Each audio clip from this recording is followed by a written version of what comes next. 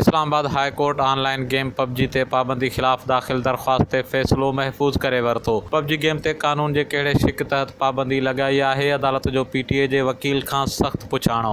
Islamabad high court में online PUBG game ते पाबंदी खिलाफ़ दाख़िल दरख़्वास्त ते ॿुधणी थी। ॿुधणी दौरान अदालत PTA जे वकील खां सख़्त पुछाणो कंदे चयो त ॿुधायो वञे त पबजी गेम ते पाबंदी कानून जे कहिड़े शिक तहत लॻाई वई आहे, जंहिं ते PTA जे वकील अदालत खे ॿुधायो त सूरत हाल अहिड़ी थी वई हुई जो पबजी गेम ते पाबंदी लॻाइणी पइजी वई, जंहिं ते अदालत रिमार्क्स ॾींदे चयो त तव्हांखे सूरत हाल न पर कानून मुताबिक़ फ़ैसिलो करणो आहे। अदालत PTA जे वकील ते सख़्त नाराज़गी जो इज़हार कंदे चयो त सुभाणे जेकॾहिं CPO तव्हांखे चवे त सभु कुझु बंदि करे छॾियो त छा तव्हां सभु कुझु बंदि करे छॾींदव। ॿुधायो वञे त पबजी गेम ख़िलाफ़ कंहिं शिकायत कई आहे त गेम मज़हबी तइलीमात जे ख़िलाफ़ आहे। वकीलनि जा दलील ॿुधण बाद Islamabad high court PUBG game ते पाबंदी ख़िलाफ़ दाख़िल दरख़्वास्त ते ॿुधणी कंदे फ़ैसिलो महफ़ूज़ करे वरितो आहे।